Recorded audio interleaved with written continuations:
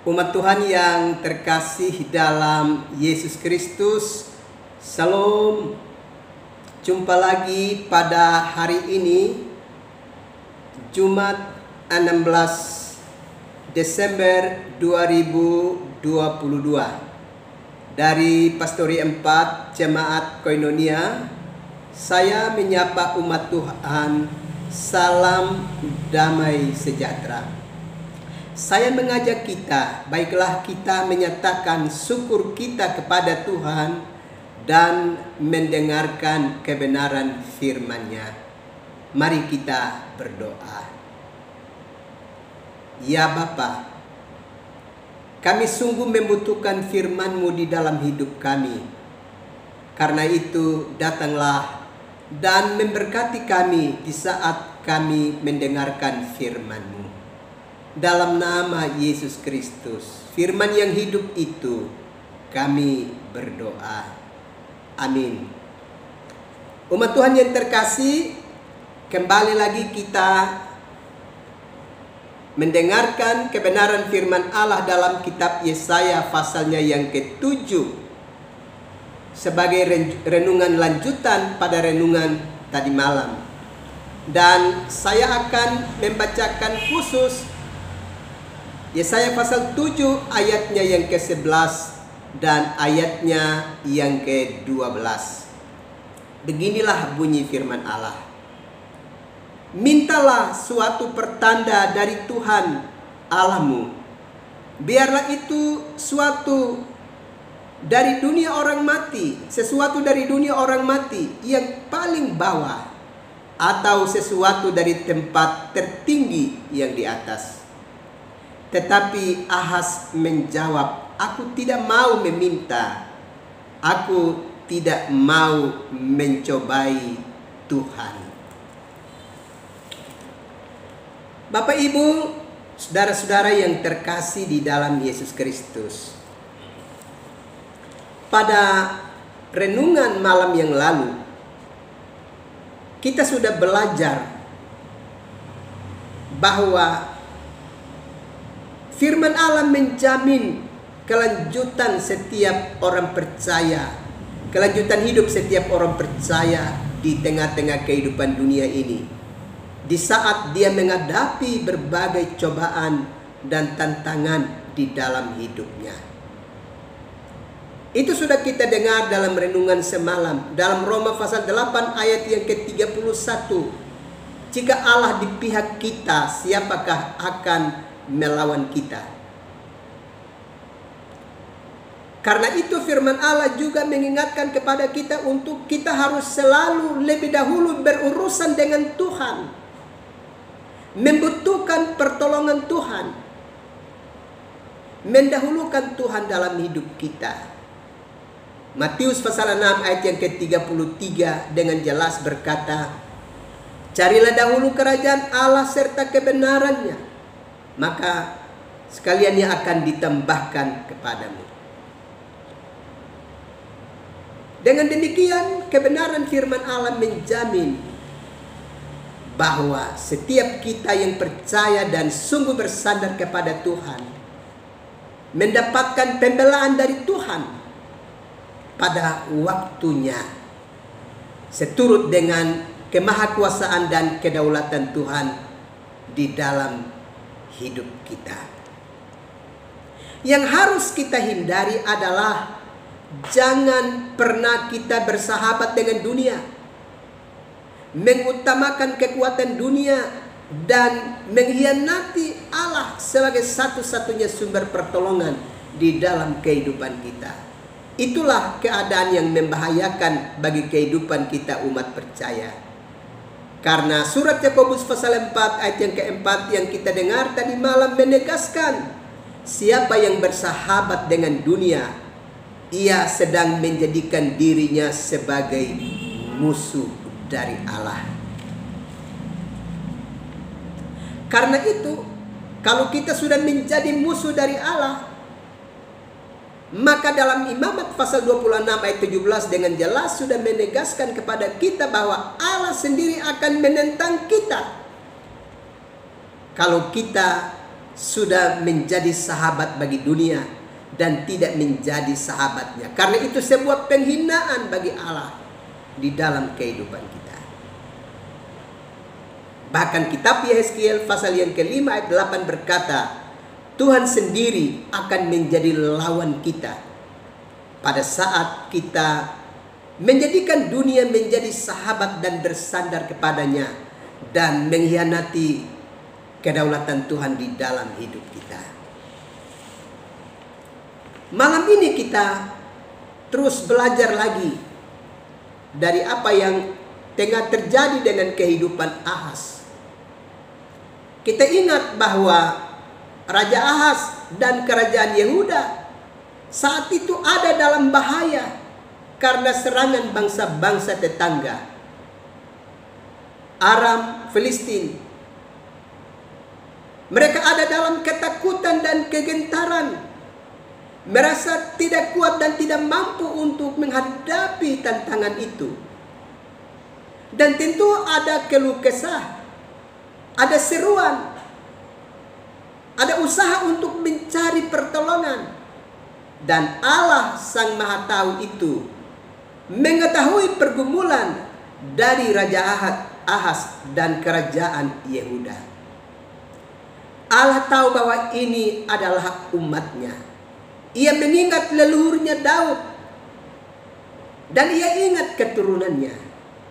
Karenanya Allah sendiri menawarkan bantuan dan pertolongan kepada Raja Ahaz melalui Nabi Yesaya. Allah berfirman kepada Nabi Yesaya untuk mengingatkan kepada Raja Ahaz supaya dia jangan takut menghadapi bangsa-bangsa di sekitar karena Allah ada di pihaknya. Bayangkan, sebenarnya saat itu Ahaz sedang juga berpaling kepada Tuhan karena dia sedang mendirikan meja-meja persembahan untuk dia mau bersandar pada ilah dari Kanaan. Dia mau bersandar kepada kekuatan dunia dan tidak mau bersandar kepada Tuhan. Tetapi Allah masih mengingat belas kasih-Nya untuk mau memberi pertolongan bagi Ahaz dan kerajaan Yehuda. Itulah sebabnya Allah sendiri berinisiatif untuk mau memberi pertolongan. Dan karenanya melalui Nabi Yesaya, Allah minta supaya Nabi Yesaya mengingatkan kepada Raja Ahaz supaya dia boleh meminta salah satu tanda kepada Tuhan sebagai bukti bahwa Allah berpihak kepadanya. Dan tanda itu dia bisa minta dari dunia orang mati paling bawah, atau dia bisa minta tanda dari atas tempat yang tertinggi. Bayangkan, ini sebuah ungkapan yang mau mengingatkan bahwa Allah yang sedang menawarkan pertolongan itu kekuasaannya melampaui segala jagat, melampaui segala yang kasat mata. Bayangkan, Allah bilang coba minta tanda. Minta tanda, apakah mau minta tanda dari dunia orang mati dari tempat yang paling bawah, atau mau minta tanda dari tempat yang paling tinggi? Di sini Allah sebenarnya sedang mau mengumumkan kepada dunia, mengumumkan kepada Ahaz dan kerajaan Yehuda secara khusus bahwa Allah yang mereka imani dan mereka sembah itu Sang Penguasa Tunggal, yang berkuasa baik di sorga maupun di bumi. Kekuasaannya melampaui semua yang kasat mata. Dengan demikian semua yang kasat mata tidak mungkin bisa disandingkan dengan dirinya. Bayangkan, Allah bilang coba minta tanda. Tanda termasuk orang yang di dunia orang mati yang paling bawah atau di bagian yang paling tinggi. Tuhan bisa tunjukkan itu. Tuhan mau katakan bahwa memang Dialah penguasa sorga dan bumi. Tetapi di sini kita melihat bahwa Ahaz dengan terang-terangan menolak tawaran dari Tuhan dimaksud melalui Nabi Yesaya. Ahaz dengan terang-terangan menolak kasih karunia Allah, pembelaan dari Tuhan atas hidup dan bangsanya yang saat itu tengah menghadapi tekanan dan bahaya karena orang-orang Aram Filistin, dan masih akan datang lagi berbagai kekuatan lain yang akan menyerang kehidupan mereka. Tapi di sini kita lihat, ya, tampak keangkuhan dan kesombongan daripada Raja Ahaz. Sesungguhnya dia sedang menghina Tuhan. Sikap ini lahir dari dalam hidup daripada Raja Ahaz, karena matanya sedang memandang kepada kekuatan yang kasat mata yang sedang dia pandang di sekitarnya. Dalam hal ini dia sedang berharap pada kekuatan kerajaan Asyur. Dia berpikir bahwa ketika dia meminta belas kasih dan pertolongan dari Asyur, Asyur akan dengan tulus untuk menolong dan menyelamatkannya dan kerajaannya. Ternyata tidak. Justru Asyur bertindak melampaui apa yang harus dia kerjakan, dan akhirnya mendatangkan penderitaan yang hebat atas kerajaan Yehuda. Bayangkan, Allah mau memberi pertolongan supaya dibebaskan dari tekanan yang berat, tetapi Ahaz menolak, mau menerima pertolongan dari yang kasat mata yang ada di depannya, tapi bukan kasih karunia yang dia terima, tapi penderitaan yang dia peroleh. Itu sebagai akibat dari dia menolak kasih karunia Allah dan dia mencoba untuk bersandar kepada Tuhan. Sehingga dalam renungan malam hari tadi kita sudah dengar bahwa siapa yang mau bersahabat dengan dunia, dia sedang menjadikan dirinya musuh Allah. Dan kalau kita sudah menjadi musuh bagi Allah, kita tidak punya kekuatan apa-apa untuk bisa dapat melawan, apalagi mengatasi satu-satunya sang penguasa sorga dan bumi itu. Tentu sikap yang dihadirkan oleh Ahaz ini mendatangkan kepedihan hati dari sang Nabi Yesaya. Yesaya tentu bersedih karena ternyata umatnya membelakangi Tuhan dan tidak mau bersandar kepada Tuhan, tapi mau bersandar pada kekuatan lain. Dan tentu bukan saja Yesaya bersedih, tapi Allah juga mengalami kesedihan melihat umatnya yang angkuh dan sombong, yang tidak lagi mau memerlukan pertolongannya. Umatnya sedang menganggap apa yang ada di sekitar mereka mampu memberi pertolongan. Karenanya mereka tidak lagi mau bersandar kepada Allah yang tidak kasat mata itu.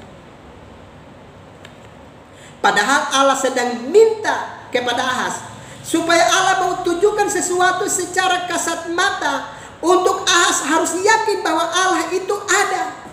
Dia Immanuel, Allah beserta dengan kita. Itulah sebabnya Allah mau tunjukkan sebuah tanda, menunjukkan tanda kehadiran dan tanda pembelaan dan perhatiannya bagi kehidupan Ahaz. Tetapi Ahaz menolak kasih karunia Tuhan. Aneh memang sikap yang dihadirkan oleh raja yang satu ini, yaitu Raja Ahaz. Dia tidak mau mendapatkan pertolongan yang benar-benar menolongnya dan menyelamatkan dirinya, rakyatnya, bangsanya.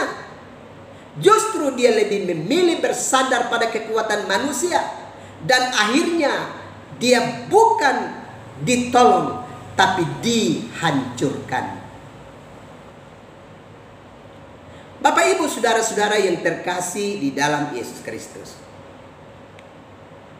Karena itu melalui perenungan ini kita harus ingat bahwa selaku umat percaya hendaknya kita berlaku, bertindak, berkeputusan yang membuat Allah tersenyum. Jangan kita berperilaku dan bertindak dan berkeputusan yang membuat Allah bersedih. Karena kita lebih gemar bersahabat dengan dunia dan menjadi seteru dari Tuhan. Itu sebuah tanda bahaya bagi kehidupan kita. Sikap itu bisa membuat nama kita tidak tertulis di dalam kitab kehidupan. Dan ingat, kalau nama kita tidak tertulis dalam kitab kehidupan, kita belajar di dalam Wahyu pasal 20 ayat yang ke-15. Bagian kita adalah Allah akan melemparkan kita ke dalam lautan api untuk mengalami kematian kekal. Karena itu dari perenungan ini mari kita perhatikan dengan baik. Sikap Ahaz ini tidak saja merugikan dirinya secara pribadi, keluarga. Juga sikapnya itu tidak hanya merugikan jabatannya, rakyat yang ia pimpin. Tapi dia juga sedang mengumumkan kepada bangsa-bangsa lain di sekitarnya bahwa Allah yang pernah menyertai leluhurnya Daud yang begitu luar biasa dan hebat itu sekarang tidak berdaya lagi, tidak mampu lagi berdaulat. Terbukti keturunan Daud sekarang mengalami kehancuran di dalam kehidupan mereka. Terbukti sekarang mereka tidak berdaya. Akhirnya mereka sedang mencari kekuatan dunia untuk berlindung pada kekuatan dunia. Ini sebuah sikap dan keputusan yang sangat membahayakan. Karena itu, melalui perenungan ini kita juga harus ingat, jangan pernah kita bertindak, berperilaku, berkeputusan yang membuat seolah-olah kita sedang mengumumkan bahwa Allah tidak lagi mampu menolong kita. Karena itu kita mau bersandar pada kekuatan dunia. Sikap ini harus kita hindarkan. Ini jalan hidup yang membahayakan. Segera tinggalkan sikap hidup yang demikian. Dan sungguh-sungguh bersandar kepada Tuhan sebelum kita terlambat. Ingatlah, Allah yang kita sembah itu Immanuel, Allah beserta kita. Dia ada di antara kita. Dan dia siap menolong dan membantu kita. Persoalannya adalah apakah kita membutuhkan pertolongannya, atau kita mau menolong diri kita sendiri, atau kita mau meminta pertolongan dari hal-hal yang lain yang kasat mata yang ada di sekitar kita. Ingat, Allah masih terus mengasihi kita dan dia siap untuk membantu kita. Karena itu kembali dan bersandar kepadanya untuk mengalami rahmat dan kasih karunia-Nya di dalam hidup kita. Amin. Mari kita berdoa. Tuhan Yesus, terima kasih untuk firman-Mu yang terus meneguhkan hati kami. Tuhan, tolong kami supaya kami terus terhibur dan dikuatkan selalu dalam kasih karunia-Mu. Tolong kami supaya kami sungguh-sungguh bersandar kepadamu, sehingga kami tidak mencari jalan lain dan sandaran lain dalam dunia ini untuk menolong kami. Terima kasih Bapa. Malam ini hamba juga berdoa. Ada keluarga-keluarga yang bersedih karena ada kematian yang dialami oleh keluarga-keluarga mereka. Beri penghiburan bagi mereka Bapa. Juga mereka yang sedang sakit di rumah-rumah sakit, atau dalam rumah tangga mereka, mereka sedang menjerit meminta pertolongan. Tuhan, tolonglah mereka semua. Dan mereka yang sedang bersuka cita, ingatkan mereka supaya mereka tetap ingat dan bersandar kepada Tuhan di tengah-tengah sukacita mereka. Terima kasih Bapa, dalam nama Yesus Kristus kami berdoa dan kami mau menyambut malam pemberian-Mu dengan penuh sukacita. Amin. Umat Tuhan yang terkasih dalam Yesus Kristus, selamat malam, selamat beristirahat. Tuhan pasti terus menolong dan memberkati umat Tuhan sekalian. Salam.